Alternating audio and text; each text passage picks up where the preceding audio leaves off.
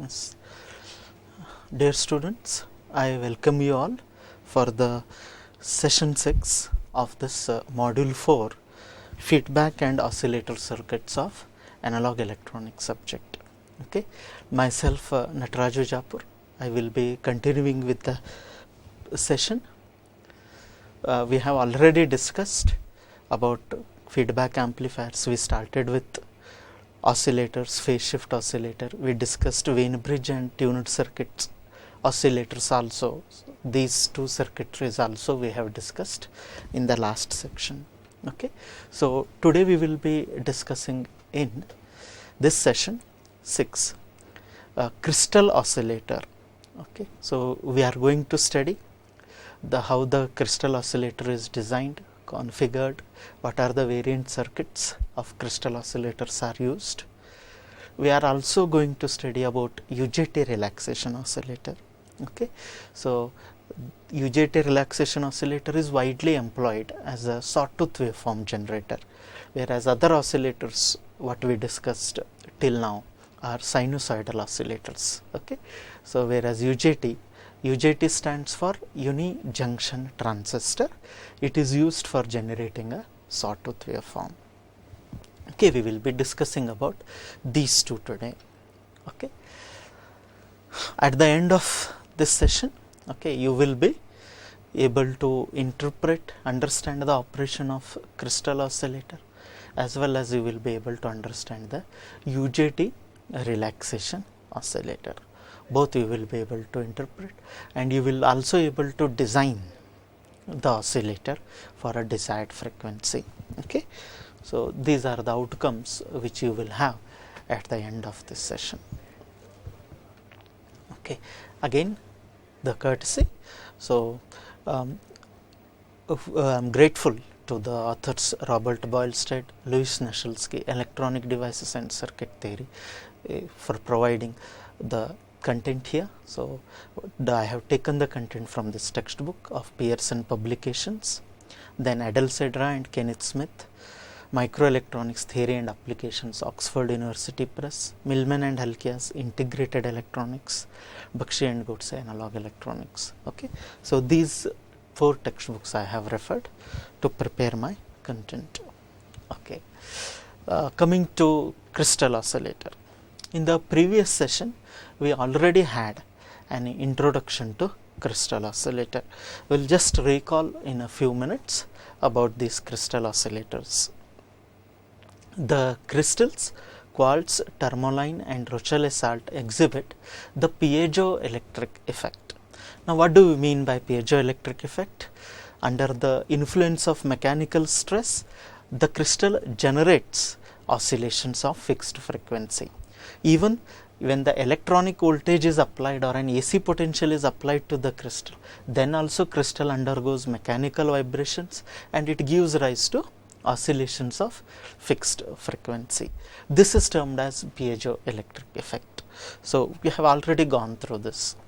We also saw that we have a rochelle salt which exhibits high piezoelectric activity, but this being the weakest, and we also have seen tourmaline crystal, it exhibits very least piezoelectric effectivity, it is comparatively stronger, but out of these both two, quartz crystals are compromised, that is, it has a reasonable piezoelectric activity as well as it is having a good strength also.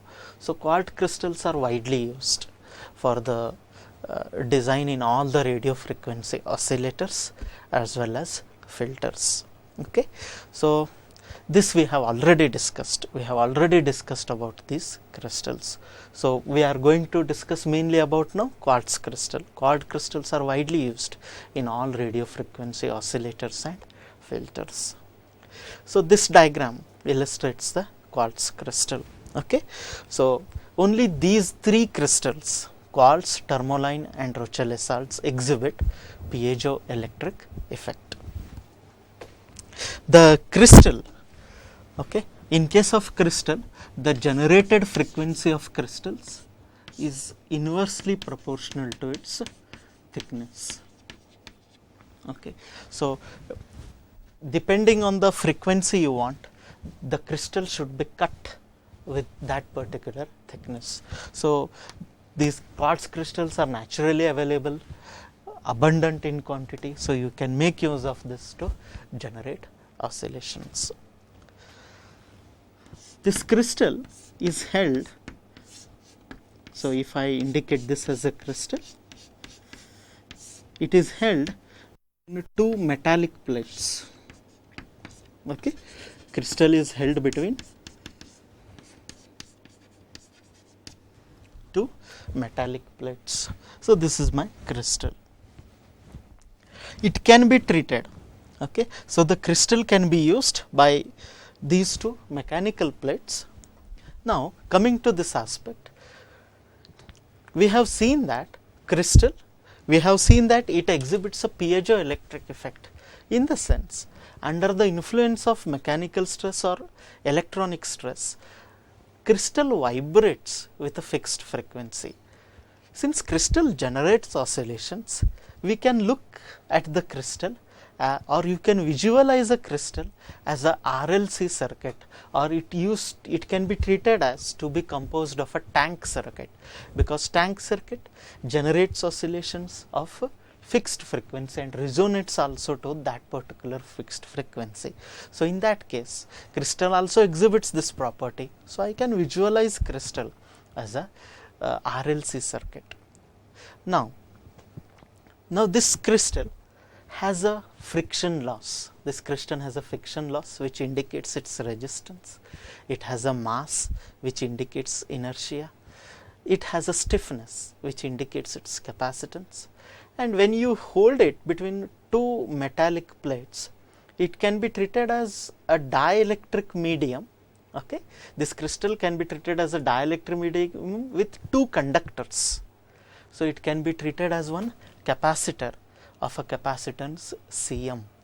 Okay, so I can represent a crystal via RLC circuit in parallel with mounting capacitance. This Cm is called as a mounting capacitance. Okay, so let us look at this. So, this resistance represents a friction loss in the crystal.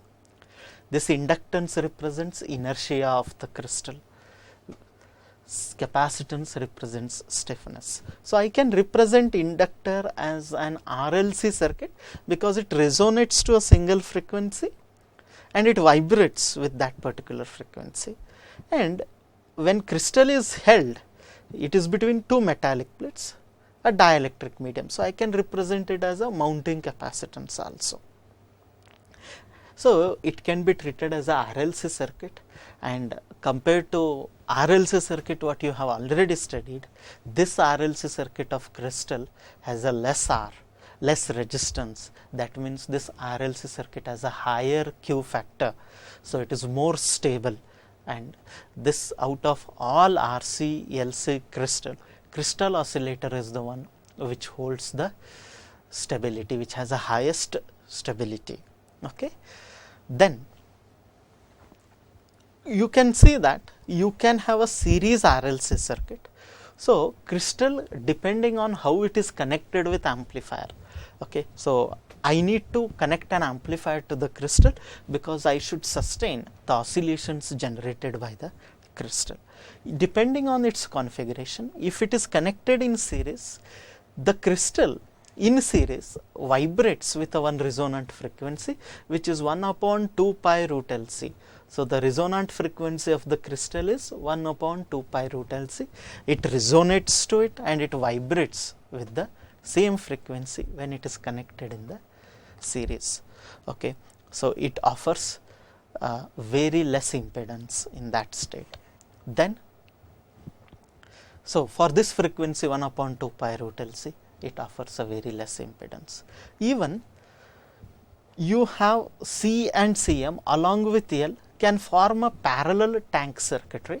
So, you have maximum impedance observed at a frequency Fp equals to 1 upon 2 pi root LC equivalent. So, if I connect an amplifier such that it is in parallel with crystal, I can use crystal in parallel resonant frequency mode. So, the crystal has two impedances, or it has two resonant frequencies, which is called as series resonant frequency, and one more is called as parallel resonant frequency. To bring it to your light, here this is visualization of the crystal. Okay, this is how I can look at the crystal. Since it generates the frequency, I can look at it as a RLC circuit. So the impedance plot is being shown here. Since it consists of RL and C, its impedance with respect to frequency is shown here. At a frequency F1, it is a series resonant frequency, or FR, which we have discussed, where its impedance is connected in minimum. So I can connect it in series with amplifier and put the transistor or put the circuitry to generate oscillations. I can connect it in parallel also, so that I can generate a I can put the crystal in parallel mode also, okay, so that I can generate parallel resonant frequency of the crystal. This series and parallel resonant frequencies are very close to each other, hardly any distinguishment is seen. Okay, so this is about crystal. So what we discussed, crystal is naturally occurring, it can generate a fixed frequency, and it has the highest stability in holding its frequency because it occurs naturally. Since it occurs naturally, it is not affected by aging. It is a crystal, a solid, which is not affected by aging. So it has the highest stability compared to all other circuits in holding its frequency. Okay, so this figure illustrates, okay, crystal oscillator. So I can see the arrangement quite different from previous oscillators. Let us look at the elements which you have already studied. First one, okay, an oscillator consists of an amplifier as well as a feedback network. The feedback network here is a crystal. Okay, now see here, you have an amplifier. Where the amplifier is, you have R1, R2, biasing resistances of transistor amplifier. The transistor is connected in common emitter configuration. It has a resistance Re. Okay, what this resistance Re does? This resistance Re provides stability. It provides stability to the crystal. We have also emitter bypass capacitor. Okay, during AC signal amplification, the voltage drop across Re decreases the amplification factor a lot. So usually AC signals are bypassed by making use of one capacitance Ce. Okay, so you have R1, R2, Re and Ce. So these provide biasing for this transistor. R1 and R2 provides a voltage divider bias.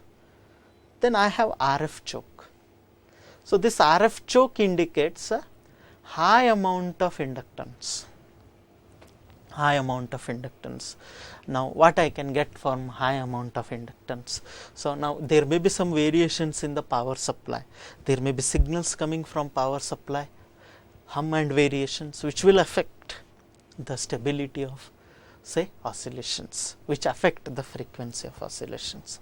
So always this RFC or RF choke is placed along with VCC to effectively isolate DC conditions, you can say, or it also affects the power supply hum from the supply reaching the amplifier.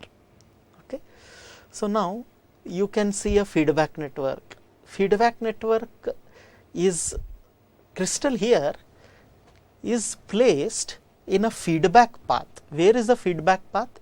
You can see that voltage is connected or fed back from collector to the base of the transistor.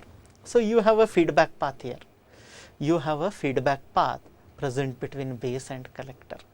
Now it is in series, it offers a least impedance, and also it offers the least impedance. It provides, okay, it couples maximum feedback voltage from this output to the here to the input base of the amplifier. It is present as a feedback path. You have coupling capacitor also to effectively isolate DC conditions from again being inputted to the base of the transistor. So, collector voltage is fed back to the base of the amplifier. Now, here you can see that crystal has its own inductance and transistor being present, which has a reverse biased collector to base junction. So, crystal's inductance comes in parallel here, comes in parallel with the reversed biased junction of the capacitance, and it forms a tank circuit there. Okay. So, it also has a highest stability in holding its frequency, and it rejects all other frequencies. Now, crystal being in a series resonant frequency vibrates with a frequency 1 upon 2 pi root LC. Okay. So, this is the configuration of the crystal as usual. Now, how the oscillations are generated? Transistor is DC biased, already there is a collector voltage which is applied to the crystal. Okay. So, crystal vibrates, crystal undergoes a mechanical stress, it generates vibrations of fixed frequency, an electronic vibration of a fixed frequency, which are applied to the base to emitter junction of transistor. They are amplified and they are collected at the output. Okay. So, this collector gives back the signal to the base via crystal. Since crystal acts as a resonant circuitry, only one frequency which is generated by crystal survives, remaining all frequencies die out, and you will get at the output the crystal frequencies. Crystal can generate frequencies in terms of gigahertz. Okay. So, all your gadgets as well as communication systems make use of crystals to generate oscillations. Okay. We had seen a transistorized or a bipolar junction transistor oscillator. We can go further. You can have series resonant crystal oscillator using FET also, field effect transistor. So, you have used MOSFET here, metal oxide semiconductor field effect transistor. MOSFET is used here instead of BJT. Okay. You have crystal generation, crystal being connected in parallel with this MOSFET. So, you have capacitance of the MOSFET coming in parallel with crystal to form a tank circuit. You have radio frequency choke which removes any power supply variations. You have a resistance RG here, gate resistance, which provides the biasing for the transistor. So, this conceptual circuit which makes use of MOSFET and crystal can also be used to generate the oscillations. Okay. Crystal being naturally occurring, its frequency is not at all affected by temperature, highest Q factor. So, it has a highest stability in holding its frequency. Okay. This is how when crystal is operated in series. You can always operate crystal in parallel also with respect to the amplifier. Okay. So, if you connect a crystal in parallel with amplifier, you can generate, it forms a tank circuit and you can generate a frequency. Now this circuitry is a modified form of Hartley oscillator or Colpitts oscillator. This circuitry is a modified form of Colpitts oscillator, where an inductor is replaced by crystal. So, see the circuitry, you have R1 and R2 providing a voltage divider bias, RE is the emitter bias resistor, it provides stability. Okay. So, R1, R2, radio frequency choke as discussed helps you to isolate power supply conditions, power supply variations. Okay. You have a transistor. This is entirely a transistor amplifier. Now, I have a crystal here. Crystal forms a tank circuit with capacitances C1 and C2. So, I need to vary this C1 and C2 to achieve the frequency Fp equals to 1 upon 2 pi root of Lc equivalent. When the capacitance is varied and effective tank circuit capacitance is equivalent to natural vibrating frequency of the crystal, then only that particular frequency will survive, it will be amplified and it will be available. A question may come into picture, where is the feedback? So, feedback is occurring here. So, you have a capacitance voltage connected back to the emitter here Re. Okay. So, there is a feedback occurring. Okay. So, this is how the parallel resonant frequency is. You can use a crystal in a parallel resonant mode. This is one circuitry.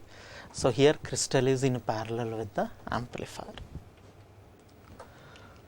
You also have a Miller's crystal oscillator. Okay.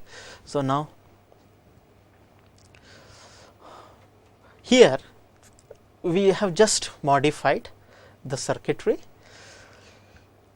The crystal here, it is placed in parallel with the transistor. So, here it vibrates with parallel resonant frequency only. You have a field effect transistor, resistance Rs, the source resistance, which limits the gain. Here it is bypassed via the capacitor Cs. At the output, okay, there is a tank circuit. So, this LC tank circuit is adjusted or it is varied to match to the natural frequency of the crystal oscillator. So, here you have a tuning to form a tank circuit with the crystal. So, crystal when excited with electronic potential or electric potential gives rise to oscillations. The FET amplifies these oscillations and they are available. The property of the tank circuit, we already have discussed this property of the tank circuit. What is that? Tank circuit resonates to a single frequency. So, here tank circuit is employed, which generates oscillations of that of the crystal here. So, when the natural incoming frequency of the crystal or the crystal generated frequency is applied to this LC tank circuit, which is in tune with its tank circuit frequency, then LC tank circuit by its nature sustains the oscillations. Okay. So, you have this Miller's crystal oscillator also. Okay. So, you have a tuned circuit which is adjusted to parallel resonant frequency of the crystal. We have already seen in LC oscillators how LC oscillator can keep or tune. You can tune it to keep the single frequency and you can amplify that particular frequency using tank circuit. Okay. So, now and an amplifier along with the amplifier. So, we have discussed crystal, series resonant frequency we have discussed of the crystal, parallel resonant frequency of the crystal also we have discussed. So, we have discussed three frequencies, three oscillators in fact. We have discussed RC oscillator, we have discussed about LC oscillator, we have discussed about crystal oscillators. Okay. So, these all employ a feedback, a positive feedback. Imagine an oscillator which is present, which does not employ any kind of feedback. Okay. So, there is one oscillator which does not employ any kind of feedback, which is called as UJT oscillator. Okay. UJT relaxation oscillator. Okay. Now, this diagram shows the structure of unijunction transistor or a UJT relaxation oscillator. Okay. So, what a UJT relaxation oscillator consists of? A UJT relaxation oscillator consists of a N-type base, okay, N-type semiconductor base into which heavily doped P-type material is introduced. So, you have a single PN junction here. Okay, you have a single PN junction. Okay. So, it is called as a unijunction transistor. It is a transistor, but it can be configured.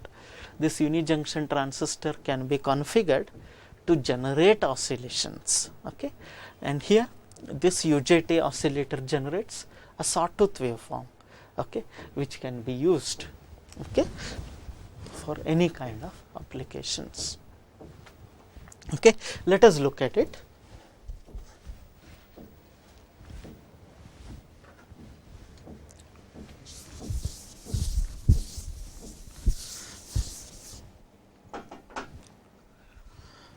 Okay, a UJT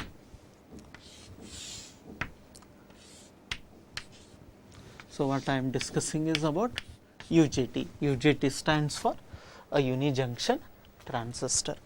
It consists of a N-type base into which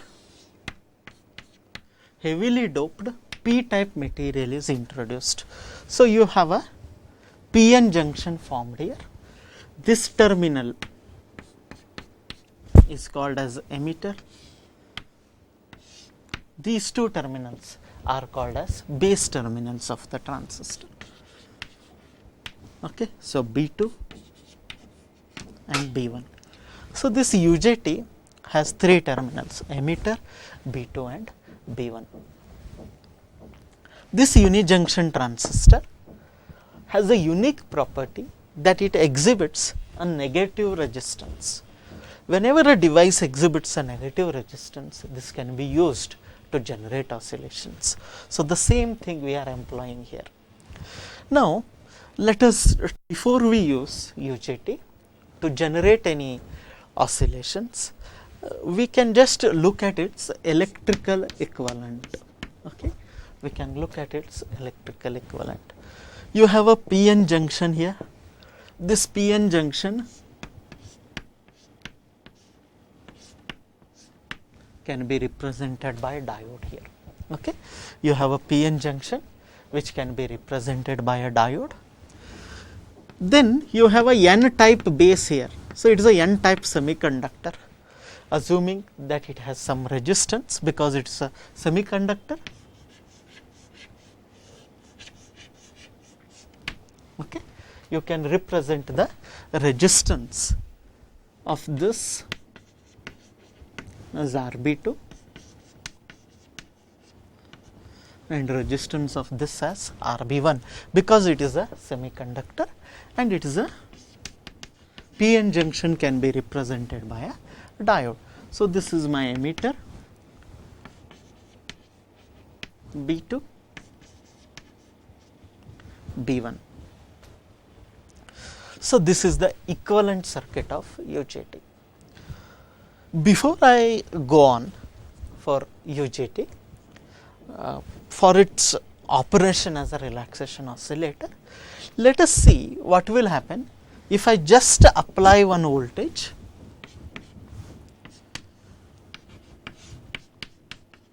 I am not applying any voltage across emitter, no voltage is applied here, but voltage is applied between base 2 and base 1, two terminals of UJT. So, if you apply a voltage VBB, can I calculate this potential at this point A? Let us call this point as A. So, if I have to calculate the voltage at this point A, then this point A has to be defined with the B1. So, I can define this voltage at point A with respect to B1 as it is nothing but voltage across resistance RB1. If I assume a current I which is flowing between B2 to B1 terminals of UJT, then I can express this current I as VBB divided by RB2 plus RB1. So, that is the current, and into the resistance is RB1. So, this is equal to a constant RB1 divided by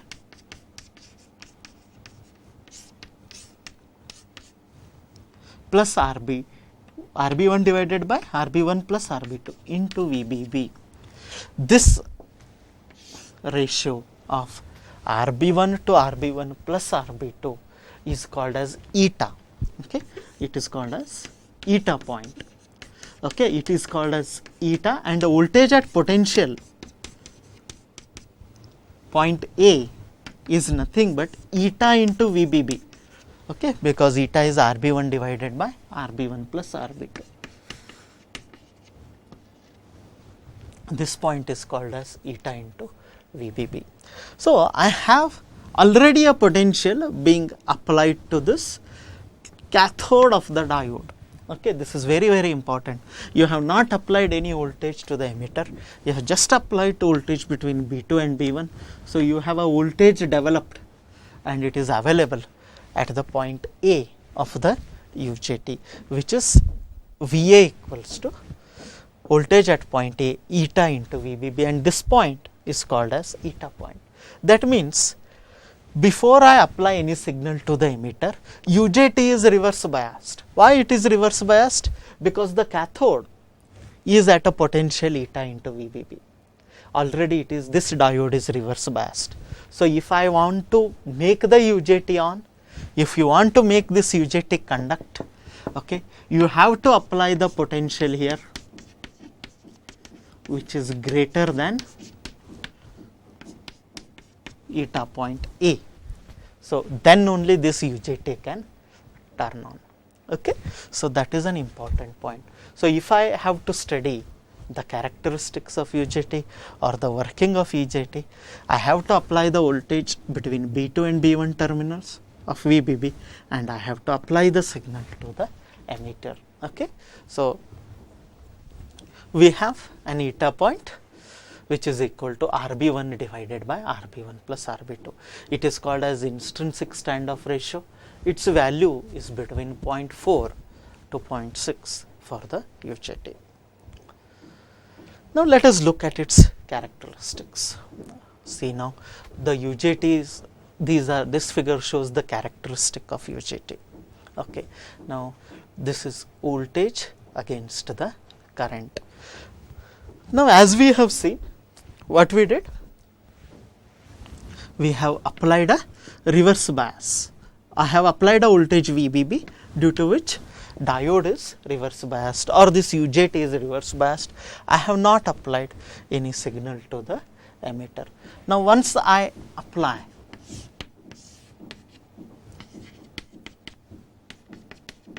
the voltage to this VE, initially when VE is less than this point eta into VBB, diode is reverse biased. Okay. So, diode does not conduct, so current will not flow. So, current is being shown here on the horizontal axis IE, and voltage is being shown on the vertical axis. So, you go on increasing the voltage, you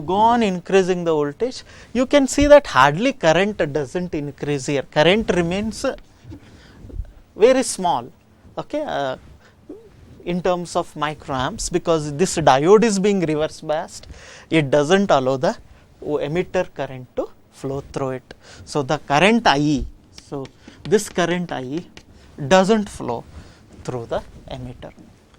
This activity happens, okay, till a voltage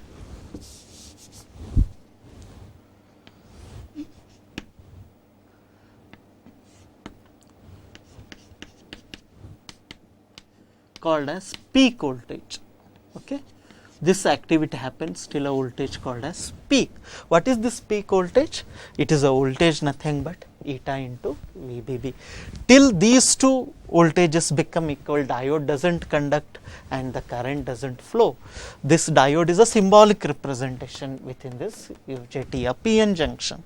Once you make an input voltage greater than this eta into VBB, diode conducts, it gets forward biased. We know that whenever diode switches, it is a semiconductor. Okay. So, large current flows through it, and now this being forward biased, this junction being forward biased, this emitter injects charge carriers throughout this base. So, what will happen? The resistance of this RB1 or resistance of UJT goes on decreasing. So beyond this, if you increase voltage, resistance goes on decreasing, whereas current goes on increasing. So this property is called as negative resistance property. Okay, so I have seen a negative resistance phenomenon here. Current is increasing, but the voltage drop across the device is getting decreased because resistance is getting decreased. So voltage drop across the device is getting decreased, whereas current is getting increased. So this contradicts Ohm's law. So it is called as negative resistance. This continues till a particular voltage, which is called as valley voltage. Okay, so this region within which UJT exhibits a negative resistance region, you can use it for generating oscillations. Beyond this point, the UJT gets saturated. So this point is called as valley point. Beyond this, the negative resistance is not seen because resistance has dropped down to very low value, or UJT has got saturated. So this equivalent circuit helps us to understand this working of UJT. Okay, so you have a cutoff region here, negative resistance region, saturation region, or a valley point. So this point corresponds to your conduction of UJT. So till the voltage, applied voltage becomes equal to Vp, UJT doesn't conduct. Okay, no current flows through UJT. After this point, suddenly large current flows, or current starts increasing. Although you are increasing voltage, resistance of the UJT is getting decreased because of charge carriers being emitted from emitter to UJT. Formation of charge carriers decreases this resistance. So you can see a negative resistance here. Initially leakage current when UJT is off. So this type of characteristic I can use to make UJT as an oscillator. Okay. So here this symbol represents our UJT, which is a unijunction transistor, emitter, base 1, base 2.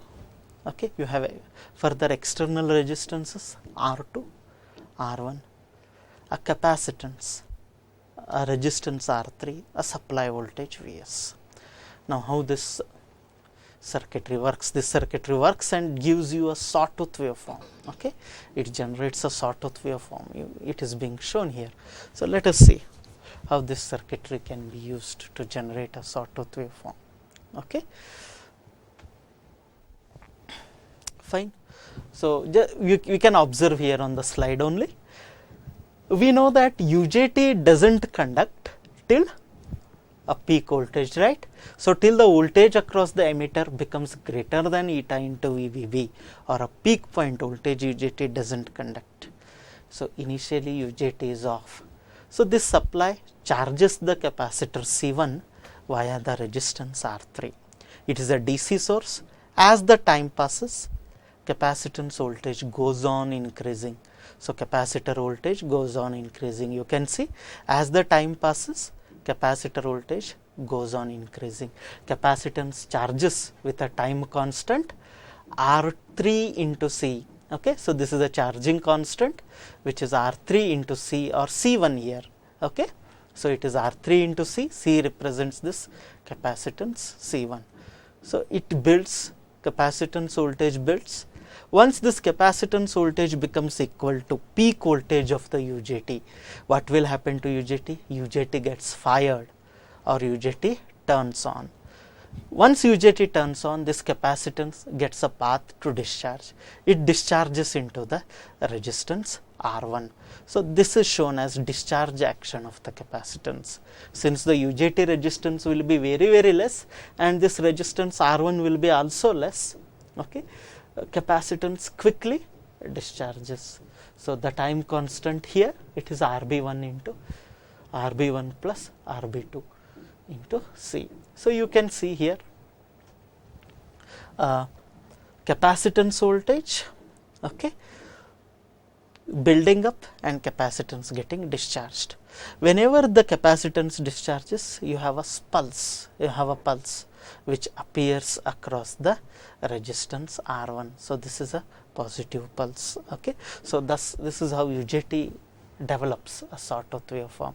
You can also have one more pulse here, a negative spike, or one more pulse at this base 2 terminal, because here initially voltage will be constant like this, voltage will be constant, it will be constant. When UJT conducts, suddenly the voltage goes low, because supply gets a path to connect to the ground. So, this UJT conducts, so spikes, suddenly voltage decreases, again it builds up, okay, and remains constant. So, this process continuously repeats. Okay. This process continuously repeats, capacitance charges, its voltage becomes equal to peak, UJT conducts, capacitance discharges. So, this is the capacitance waveform, this is a pulse waveform across the resistance R1.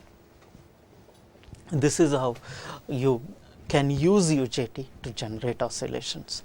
Frequency of this generated oscillations is given by 1 by R3C1, okay, ln of 1 divided by 1 minus eta, where eta is intrinsic standoff ratio. So, if you adjust R3 and C1 values, you can get sawtooth waveform of any frequency you want. Okay. So, this is how UJT. So, you can observe there is no feedback here, which is used to generate oscillations. Okay. Apart from this, so let us go back. So, this completes unijunction transistor. We have completed almost feedback amplifiers. Okay. So, this feedback chapter got over and this oscillator part got over. Okay. So, this, before we wind up this module 4, okay, there is one more small point which we have to study from this feedback chapter, okay, which is stability problem in the feedback amplifiers. We have seen that amplifier, when it is subjected to negative feedback, there are a lot of advantages, only the gain is reduced, lot of advantages, input impedance gets increased, output impedance gets increased, frequency response gets improved. But there is a one small problem which happens in feedback amplifier. The feedback usually employs a feedback amplifiers employ a negative feedback. There may be a one situation where this negative feedback becomes positive feedback. Okay. So, let us look at that instant when this negative feedback becomes positive feedback. Okay.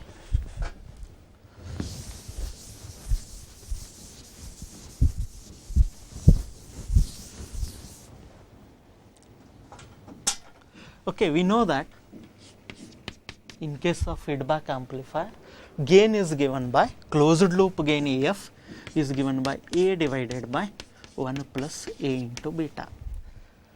It happens that amplifier also has a frequency response, its gain is function of frequency, feedback network is also a function of frequency.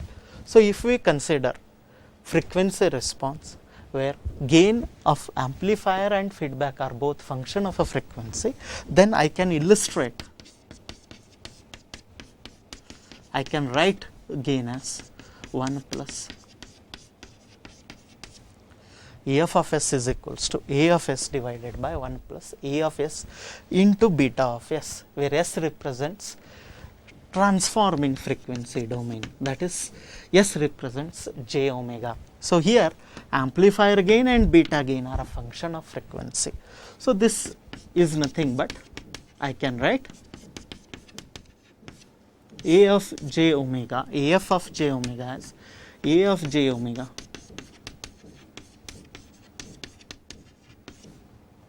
divided by 1 plus A of j omega into beta of j omega. Now, this product is called as loop gain, which is A of j omega into beta of j omega. I can represent this as absolute value of A of j omega into beta of j omega into e raised to theta. So, where you are representing in terms of phase shift, gain as well as phase shift. So, now there is an instant at which, this being a function of frequency,